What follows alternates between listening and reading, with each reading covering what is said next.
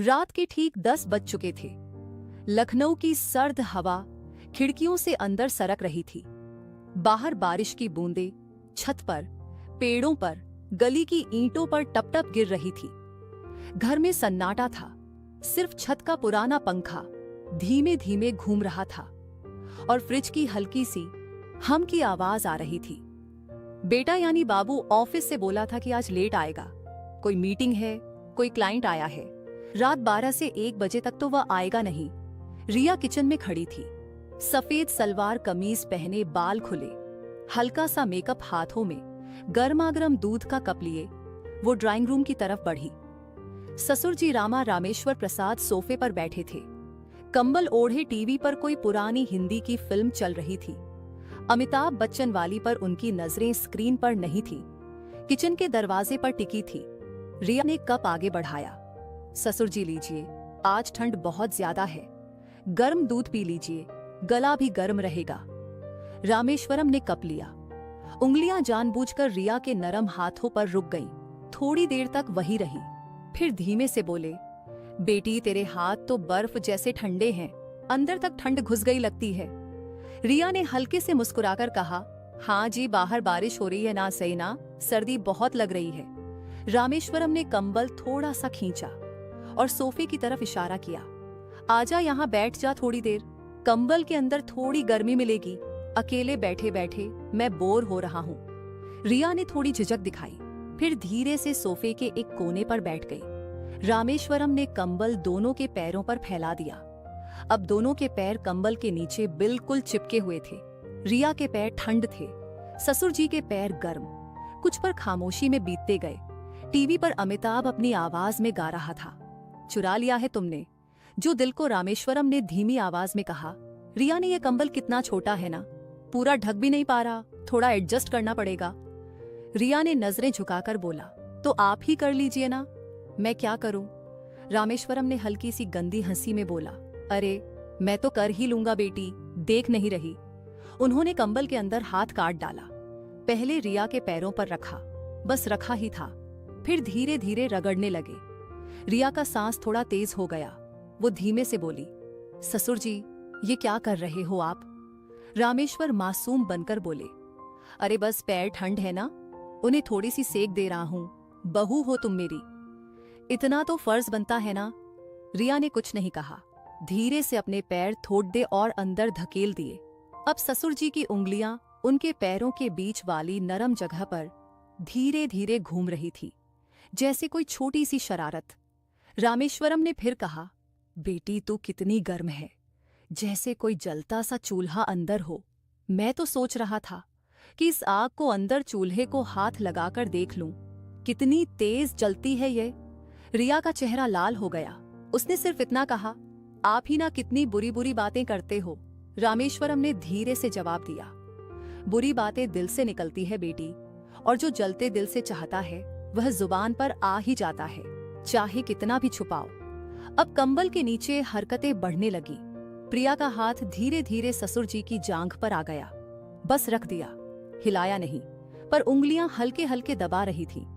रामेश्वरम ने आंखें बंद कर ली और बोले, बस यह थोड़ी देर ऐसे ही, कोई काम नहीं, बस यह गर्मी महसूस करते रहे।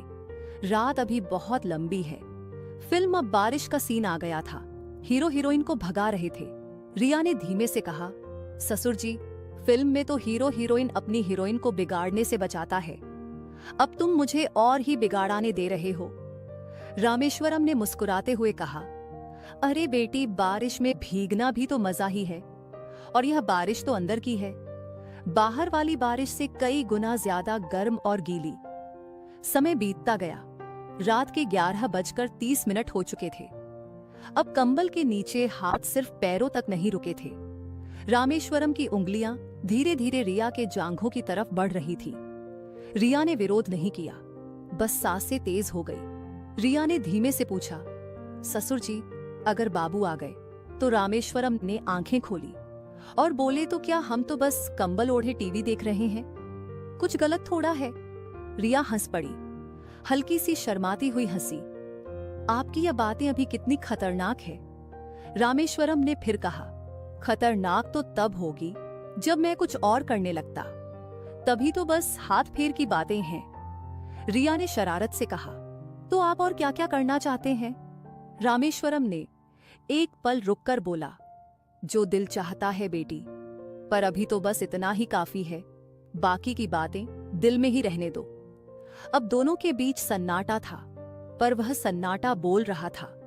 कंबल के नीचे छोटी छोटी हरकतें जा रही थी। कभी उंगलियां जांघ पर रगना, कभी पैर आपस में रगड़ते, कभी रिया का हाथ ससुर जी की कमर के पास पहुंच जाना। रात के 12 बज गए। बाहर बारिश और तेज हो गई। बिजली चमक की गरज रही थी। रिया थोड़ा सहम गई। रामेश्वरम ने कंबल और कसकर खींचा। अब दोनों लगभग एक दूसरे से लगे हुए थे। रामेश्वरम ने कान के पास फुसफुसाया। डर मत बेटी, मैं हूं ना। रिया ने भी फुसफुसाकर कहा। मुझे डर नहीं लग रहा, बस दिल बहुत तेज से धड़क रहा है। रामेश्वरम ने मुस्कुराकर कहा। दिल की धड़कन तो सुनाई दे रही है, यह तो अच्छी बात है। फिर दोनों चुप हो गए। कंबल के नीचे अब हाथ और ज्यादा नीचे जा रहे थे, पर कुछ भी खुलकर नहीं। सब इशारा में, सब चुपके से, सब गंदे गजर प्यार अंदाज पे। रात के 1 बजे बज गए। बाहर गाड़ी की आवाज आई। बाबू आ गया। दोनों ने फटाफट कंबल ठीक किया, टीवी की आवाज बढ़ा दी। रिया उठकर किचन की इस तरफ चली गई। रामेश्वरम सोफे पर ऐसे ही बैठे जैसे कुछ हुआ ही नहीं हो। बाबू अंदर आया, थका हारा। अरे वाह, दोनों जगह हो। रामेश्वरम बोली। हाँ बेटा, थोड़ी देर टीवी देख रहे थे। तू आ गया, अच्छा हुआ। रिया किचन से बोली। बाबू गर्मागर्म दूध लाओ। बाबू ने हंसकर कहा। नहीं, बस सोने जाऊंगा, बहुत थक गया हूं। वो सुधा बेडरूम में गया, मैं चला गया। रिया वापस आई। रामेश्वरम की तरफ देखा। दोनों की नजरें मिली। दोनों के चेहरे पर वही शरारत भरी मुस्कान थी। वो मुस्कान जो सिर्फ दोनों समझ सकते थे। रामेश्वरम ने धीमे से कहा। कल रात फिर आएगी ना? रिया ने शर्माकर सिर हिलाया हल्का सा, और फिर दोनों अपने अपने कमरे में चले गए। पर दोनों जानते थे ये रात खत्म नहीं हुई, ये तो बस शुरुआत थी, और बाकी की रातें अभी बहुत लंबी थी। बाबू ससुर जी की चुप्पी छुपी वाली लंबी रातें, बाकी की रातें अभी बहुत लंबी है। जारी असली रात बारिश थम चुकी थी, लेकिन हवा में अभी भी वह ठंडक बाकी थी जो हड्डियों तक उतर जाती है। बाबू आज भी बोला था, कल सुबह जल्दी मीटिंग है, रात को देर से आऊंगा। रिया ने बस ठीक है कहा, लेकिन अंदर से उसका दिल कुछ और ही बोल रहा था। रात के 9:30 बजे। रामेश्वरम पहले से ही सोफे पर थे। आज कंबल की जगह एक मोटी कंबल वाली चादर बिछाई थी। टीवी पर कोई पुरानी सी भोजपुरी फिल्म चल रही थी, वह वाली फिल्म जिसमें हीरोइन बार बार ससुर जी की कहकर शर्माती है। प्रिया किचन से आई। आज नीली सलवार कमीज, दुपट्टा कंधे पर लटका हुआ, हाथ में 2 कप गरम अदरक वाली चाय। ससुर जी चाय, रामेश्वरम ने कप लिया। इस बार उंगलियां ने पूरा हाथ रिया के हाथ पर रंग दिया। बेटी, आज फिर ठंड लग रही है। रिया ने हल्के से सिर हिलाया, बहुत ज्यादा। रामेश्वरम ने चादर की तरफ इशारा किया। आजा, आज चादर बड़ी है, पूरा पूरा ढक जाएगी। प्रिया बिना कुछ कहे बैठ गई। इस बार वह थोड़ी करीब बैठी। दोनों के कंधे लगभग छू ही रहे थे। चादर दोनों पर डाल दी गई थी। पहले कुछ मिनट चुप्पी, फिर रामेश्वरम ने धीमे से कहा, कल रात जो हुआ वह सपना था क्या? रिया ने नजरें झुकाकर बोला, सपना होता तो आज फिर ना बैठती। रामेश्वरम की सांस थोड़ी भारी हो गई। वो आज क्या चाहती है मेरी बहू? रिया ने पहली बार सीधे उसकी आंखों में देखा, वही जो कल रात अब चाह रहे थे, पर आज थोड़ा और। रामेश्वर मुस्कुराए। वो मुस्कान अब मासूम नहीं थी, अब उसमें वह आग थी जो कल रात सिर्फ जल रही थी, आज वह भड़कने वाली थी। चादर के नीचे हाथ फिर से जलने लगे।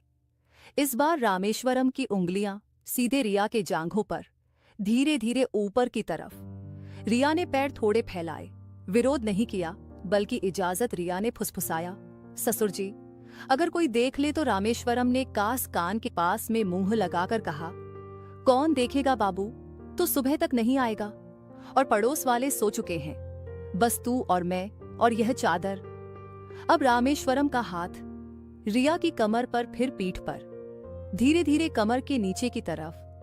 प्रिया की सांसें तेज हो रही थी, खुद ही अब हाथ बढ़ा रही थी। ससुर जी की छाती पर, फिर पेट पर, फिर और नीचे। रामेश्वरम ने आंखें बंद करके कहा, बेटी तू कितनी नरम है, जैसे रेशम कोशम को छू रहे हैं, मन बहक जाता है। रिया भैया ने शरारत से कहा, और आप अपनी उंगलियां कितनी शरारती है। रामेश्वरम हंसे, शरारत तो दिल की है, उंगलियां तो बस उसकी बात मान रही है। अब दोनों के बीच दूरी खत्म हो चुकी थी। रिया का सिर रामेश्वरम के कंधे पर था। रामेश्वरम का एक हाथ रिया के बालों में, दूसरा हाथ अब पूरी तरह रिया की जांघों के बीच में धीरे धीरे मसल रहा था। रिया की सिसकियां अब चुपके से निकल रही थी। रिया ने धीमे से कहा, ससुर जी, ये गलत तो नहीं ना? रामेश्वरम ने जवाब दिया, गलत वही होता है जो दिल को दुखाए, ये तो दिल को सुकून दे रहा है। रिया ने मुस्कुराकर कहा, तो फिर सुकून देते रहिए, रात अभी बाकी है। रात के 11:30 हो चुके थे। अब चादर के नीचे सब कुछ और तेज हो गया था। रामेश्वरम ने रिया को अपनी गोद में खींच लिया। रिया अब लगभग उसके ऊपर लेटी हुई थी, चादर दोनों को ढक रही थी। रामेश्वरम ने रिया के कान में फुसफुसाया, बेटी आज तुझे पूरा सुकून दूंगा। रिया ने आंखें बंद कर ली और सिर्फ कहा, दे दीजिए सब कुछ, मैं आपकी ही हूं आज।